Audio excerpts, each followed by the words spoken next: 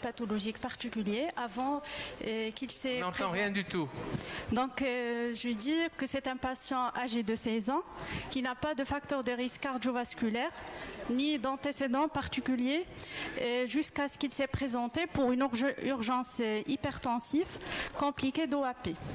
Donc, après stabilisation, le patient gardait toujours des chiffres tensionnels élevés avec à l'examen un souffle au niveau du trajet de l'aorte abdominale qui est en suçon ombilical latéralisé à droite et à gauche. Donc, nous avons demandé un échodoppler vasculaire de l'aorte et des artères rénales à visée étiologique. Merci. Ok. Tu lui as demandé, ça y est, tu lui as demandé s'il y avait des taches café au lait dans la famille. Attends, malade. Demande-lui. C'est Rachid. Goulia, la famille. Alors, on regarde l'aorte abdominale. Des enfants ou des adultes. Ah, on voit quelque chose ce coup-ci. Des taches. Je le dirais. Ok.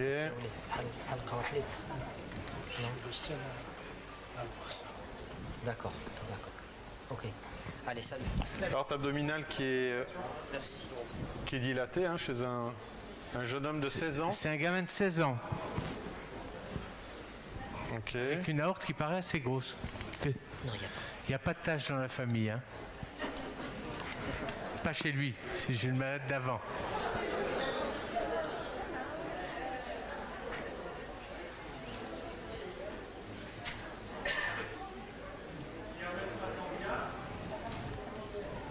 À combien le diamètre, François? 28 mm. Ah, quand même, hein, chez un jeune de 16 ans. C'est le dernier.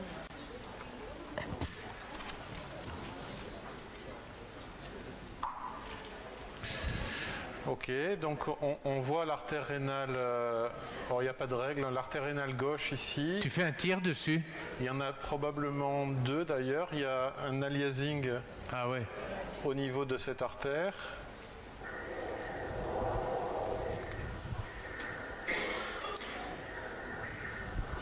On va inverser le... Hop.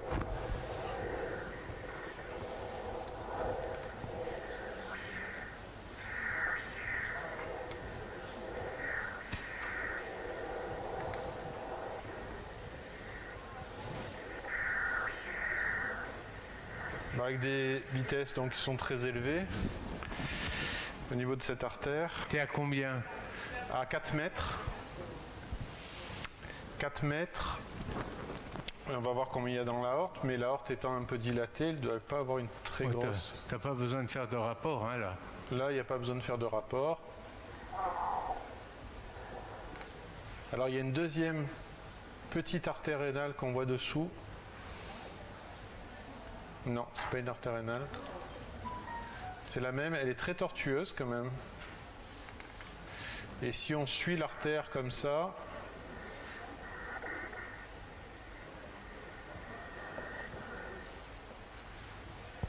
donc on a des vitesses à pas loin de 4 mètres, 4 mètres 50 au niveau de l'ostium de l'artère rénale droite. On peut augmenter un petit peu les PRF, le couleur, c'est ici.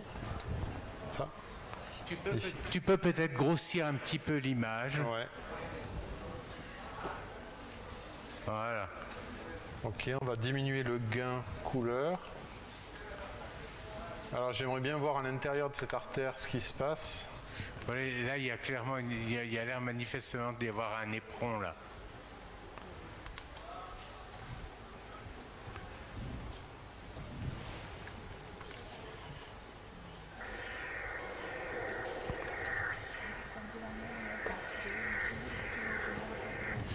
Ouais, je suis à 4 mètres 20. Ok, donc une sténose ostiale. Au-delà même de l'aspect serré de la sténose, trouver une étiologie et une cause à cette sténose, c'est vraiment très important. Parce qu'à 16 ans, il est rare de faire de l'athérome quand même. Si on regarde à droite ce qui se passe... Et puis, c'est pas une sténose qui est liée à une maladie de la paroi aortique. Non, voilà, hein. c'est ça. c'est paraostial. Ça, c'est très important de savoir que toutes les sténoses athéromateuses sont des sténoses issues de la paroi aortique. Hein. Il n'y a quasiment pas de pathologie de l'artère rénale elle-même, enfin très peu. C'est pour ça que quand vous mettez un stent, il doit faire un petit peu issue dans la lumière aortique pour empêcher un petit peu, ouais. à la maladie aortique, à la maladie athéromateuse de revenir à l'intérieur du stent. On voit pas bien la droite, hein, quand même. Ah, et même on la voit pas du tout. Hein, Regarde voir le rein droit. Ouais, voir s'il est toujours là. Je vais descendre quand même avant, voir s'il n'y a pas une naissance plus basse. Mais moi, en général, je fais le contraire. Il y a... Quand je vois pas tout de suite une artère rénale, je vais voir où est le rein. On va se tourner sur le côté gauche. Pour voir s'il est là Non. ou s'il est en position iliaque. Hop, on enlève la couleur. Il est là, le rein. Il y a un rein quand même. Hein.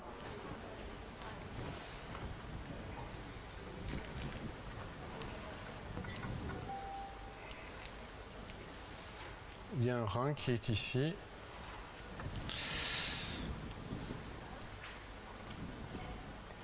Alors ce jeune homme, il est quand même, il est assez grand, il a 16 ans, mais il doit bien mesurer 1m70 hein, facilement. Je précise parce que le rein droit mesure 7,5. Tu le sous-estimes. Peut-être. Vraisemblablement. Tu veux que je lui demande de gonfler le thorax? Ouais. Vas-y. شوف طلع نفسه مزيان احبسها شوف احبس برافو عليك. Là, il est gonflé au maximum. Oui, il est gonflé. Ok. نفس مزيان. 8 cm, hein, pas tant que ça. Hein. Il va un peu plus bas encore. Il n'a pas un très très grand rein quand même, mais bon. Ensuite, on va voir ce qui arrive déjà dans ce rein. On va baisser un petit peu le gain ici. François, tu as mesuré tout à l'heure le rein gauche? Le rein gauche, je crois qu'il était à 10 cm. À 10. Non, je ne sais pas si on l'a mesuré. Non, on ne l'a pas encore mesuré. On va mesurer. C'est l'autre patient, oui. Oui. Vous voyez que ce sont des réflexes qui sont importants. Il n'y a pas que la sténose, il y a aussi le rein. Donc on va baisser les PRF parce que là les PRF sont très élevés, on est à 50. On les avait augmentés. On va diminuer le gain noir et blanc. Le gain noir et blanc c'est là, pardon.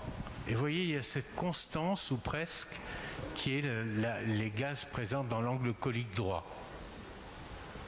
Et on va...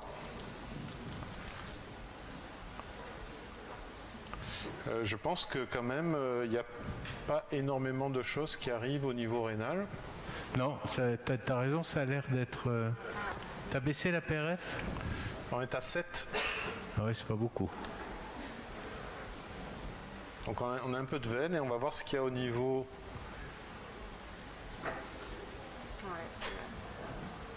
Ce qui voudrait dire qu'il y a une occlusion de l'artère rénale droite. Là, on est sur l'artère. Hein. Ouais. C'est ce qu'on appelle le tardus. Non, là, c'est la veine. Donc vous voyez les amis, il y a un rein qui est petit, on voit les veines, mais on voit que sur le plan artériel, c'est un petit peu le désert. Il y a un petit peu quelques artères, mais... On va un petit peu simplement essayer de zoomer sur cette zone ici.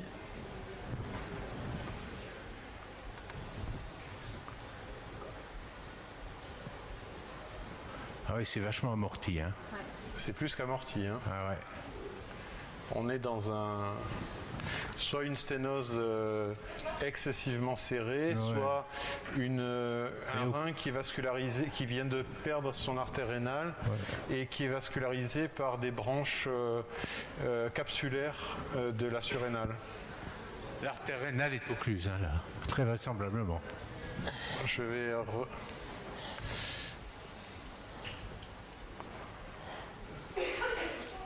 Là, on n'a plus rien de construit qui arrive.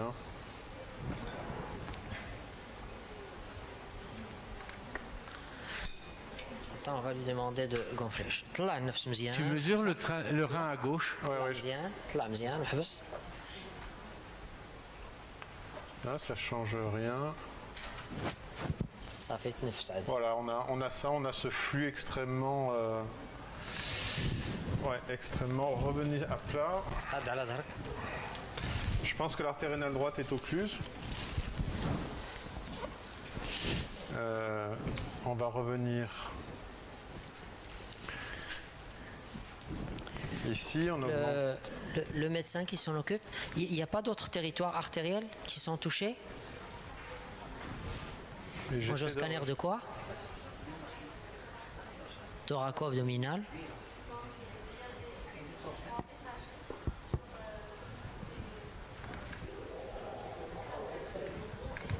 On va tourner sur le côté gauche, on va visualiser le rein gauche.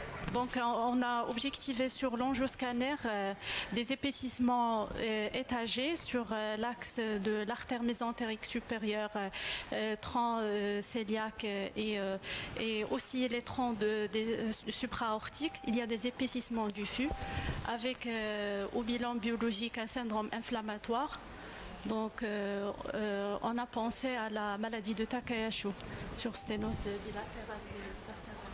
Alors on peut gonfler la poitrine. Alors pour les gens qui n'ont rien entendu, il y a des épaississements au niveau des artères mésentériques, du tronc cœliaque. Il y a aussi des épaississements au niveau des troncs supraortiques, mais sans sténose si j'ai bien compris, sans sténose.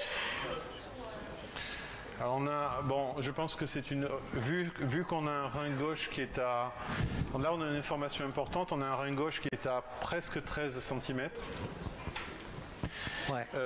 Il est compensateur. Donc ça veut dire que cette sténose, cette occlusion n'est pas récente, puisque le rein gauche a eu le temps de se développer, mais que peut-être la sténose qu'on vient de voir là maintenant, à gauche, fait décompenser la sténose serrée de l'artère rénale gauche sur rein fonctionnellement unique. C'est ça qui est responsable de cette OAP, très probablement. On n'entend vraiment pas bien, il faut renforcer le micro. Voilà, personne n'a rien entendu. Alors ce que disait François, c'est que pour lui, donc le rein gauche, il est un petit peu augmenté de taille et ça c'est de façon un petit peu compensatrice, et que pour lui, donc c'est des événements qui sont un petit peu anciens. Il y a une occlusion de l'artère rénale droite qui est peut-être ancienne, donc le rein gauche, il a eu le temps de se développer et d'augmenter un petit peu de taille. Et tu disais autre chose, François? Non, je disais que donc c'est un rein compensateur, ça c'est sûr, puisqu'il mesure presque 13 cm et de l'autre côté 8, peut-être 9, mais bon, pas plus. Et que très certainement l'œdème pulmonaire chez ce patient qu'on a constaté et qui a motivé son hospitalisation est lié à une évolution récente, cet œdème pulmonaire, de la sténose de l'artère rénale gauche. Et c'est ça l'urgence maintenant, puisqu'on a un rein gauche qui est en train de souffrir, puisqu'on le voit, je ne sais pas si vous le voyez à l'écran, mais ce rein gauche, il est un petit peu fantomatique. La vascularisation à l'intérieur du rein gauche, elle n'est pas très importante au niveau des artères. Si on regarde voilà les flux qu'on a dans le rein gauche. Ok, ça c'est l'index de résistance au niveau du rein gauche. Il est à 0,45, ce qui est excessivement bas. Et je pense qu'il y a une urgence à déjà comprendre qu'est-ce qui se passe au niveau de son artère rénale gauche. Si c'est un phénomène inflammatoire, ben c'est un peu compliqué de le revasculariser comme ça, c'est un Takayasu. En tout cas, ça ne ressemble pas à une dysplasie fibromusculaire unifocale. Vu qu'il y a un syndrome inflammatoire et que la dysplasie c'est une maladie non inflammatoire et qu'on s'oriente plus effectivement vers une maladie auto-inflammatoire. Mais là, l'histoire de ce patient, c'est une occlusion probablement ancienne de l'artère rénale droite et une sténose et une évolution sténosante serrée de l'artère rénale gauche, très serrée avec un retentissement hémodynamique vraiment très important. Là, ce que vous voyez, cet amortissement, cet aspect vraiment excessivement aplati des vélocités dans le rein, ça signe une souffrance rénale très importante. Hein. C'est une urgence. Je crois qu'il faut quand même, François, dire que c'est presque une situation d'urgence que de déterminer si il y a ou non une indication à dilater son artère rénale. Tout à fait, c'est une urgence. C'est une urgence de dire, bon, bah, c'est inflammatoire, on va le traiter médicalement, ou alors il faut aller tout de suite dilater, parce qu'il est en train de perdre son rein, ce serait le deuxième. Hein. À mon sens, même si c'est une situation inflammatoire, compte tenu de l'état hémodynamique de ce rein, personnellement, j'irais vers une dilatation, quitte à ensuite reprendre si ça se resténosait par une autre technique de revascularisation. Ouais, il y a... Attends. C'est pas comme les petits reins sécréteurs et ça serait responsable des pics hypertensifs à ce moment-là. À cause du petit rein, mais il y a quand même une sténose serrée de l'autre côté. Voilà, le problème c'est la sténose serrée de l'autre côté. Si on avait eu un petit rein unilatéral avec soit une sténose très serrée, soit une occlusion quasi très importante et rien de l'autre côté, à ce moment-là, on le met sous IEC ou Zartan et on le traite médicalement. On n'essaye pas de revasculariser l'artère rénale droite. L'artère rénale droite, là, c'est terminé. On ne la revascularisera pas, à moins d'une surprise. L'urgence, c'est l'artère rénale gauche. Parce que là, on se trouve dans une situation où on a un jeune homme de 16 ans qui a un rein droit qui n'est quasiment plus fonctionnel et un rein gauche qui, s'il mesure là 12,6 cm, c'est qu'avant, il y avait une bonne vascularisation. Il ne peut pas atteindre 12,6 cm avec une sténose. Donc ça veut dire que c'est un phénomène récent. D'où l'urgence, d'autant qu'il y a un OAP récent. En fait, tout concorde vers le fait qu'il faut le revasculariser, à mon sens, rapidement. Et puis il y a cette histoire de dilatation de l'aorte. Une aorte à 28 mm chez un gamin de 16 ans, c'est quand même pas commun. C'est donc qu'il y a quelque chose en dessous et pas seulement au niveau des artères rénales. Il n'a pas de passé de thrombose veineuse, ce gosse. Pas d'aphthose, pas de... Non. Je vais regarder simplement... hop. Et le bilan inflammatoire, il est comment? Normal. Il est perturbé, la fonction rénale, elle est normale. Alors, moi, la question que... Pour l'instant. Oui, pour l'instant. La question que je te pose, François, c'est que si tu es amené à faire quelque chose chez ce patient-là, ça va être chirurgical. Si c'est endovasculaire, ça sera avec ou sans stent? Alors, là, a priori c'est une revascularisation endovasculaire. On ne va pas se lancer dans une chirurgie sans savoir. C'est plutôt, je pense, une dilatation de sauvetage du rein qu'il faut prévoir. Et ça va être décidé au moment de l'angioplastie, au moment de l'artériographie, avec l'aspect qu'on va avoir. Si c'est un aspect, c'est sûr que s'il y a une inflammation, l'angioplastie simple, ça va donner une resténose très rapidement. On n'aura peut-être pas d'excellents résultats à long terme avec un stent, mais à mon sens, il faut mettre un stent. Il faut le dilater, il faut mettre un stent et puis voir, et puis comprendre. Je pense que là, c'est vraiment une urgence de le revasculariser. Et on n'a pas le temps de comprendre et de savoir si c'est un TACA, si c'est pas un TACA, un Alagil, un Churg-Strauss ou autre chose. Il faut y aller, dilater, sauver ce rein, et ensuite, voilà. C'est un cas qui est tellement intéressant et tellement beau, bon, pour nous, pas pour lui malheureusement. Est-ce que tu peux, s'il te plaît, on va te demander si tu peux regarder un petit peu les trans supraortiques très rapidement. Je viens de le faire. Voilà, tu viens de le faire? Oui, je viens de regarder pour voir s'il y avait des... Pardon. Et il n'y avait rien. Des signes en faveur d'une... Parce que sur ce qu'il a montré, il n'y avait rien. Regarde.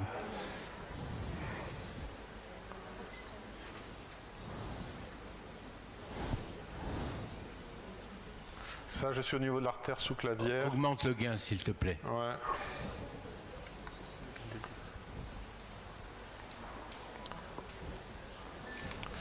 Mais il n'y a pas au niveau de l'artère sous-clavière. Ici, la bifurcation axillaire. Il n'y a pas d'épaississement, mademoiselle? Il n'y a pas d'épaississement. Hein. À droite? D'accord. Ça, je suis à gauche. Et de l'autre côté, je pense que ça va être pareil. Voilà, là, je suis à droite. On ne peut pas dire qu'il y a chez ce jeune patient... Regarde l'origine de l'artère sous-clavière à droite. Ouais, tourne un tout petit peu. On va peut-être prendre ça, non?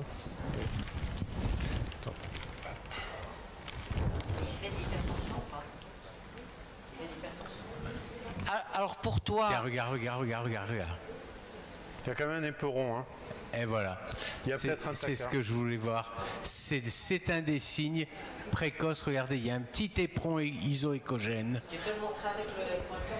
Oui. Ah. Il est où ce pointeur? Voilà, c'est ça. C'est ici. Voilà, ici. C'est ça. Regardez, la paroi est juste là derrière. Et là, il y a un petit éperon. C'est quoi ça? Et alors, ça pourrait signer que... Enfin, contribuer à faire évoquer une maladie Takayasu. Ça peut pas être de l'athérome. Ah non. Ça peut pas... C'est difficilement compatible. On va regarder juste un peu plus haut, mais... Et quand on a une occlusion de l'artère rénale droite et une sténose comme ça de l'artère rénale gauche, est-ce qu'on est en droit de donner des IEC ARA2 ou pas? Non, c'est une contre-indication. Non. C'est une contre-indication, on est d'accord. Mais je répète, il doit être pris en charge rapidement. Pardon? Il doit être pris en charge rapidement. Absolument. Vous avez dit que c'est une urgence, oui, et il faut qu'on dilate. Mais si c'est une étiologie inflammatoire et il y a un risque de resténose de stent, comment on fait dans ce cas? C'est pas grave. Il faut sauver le rein. On comprendra après. Oui, bien sûr, il y a un risque de resténose. Mais le risque de resténose, c'est pas ce qui va faire balancer la discussion, puisque la discussion, c'est sauver le rein ou ne pas le sauver, quoi.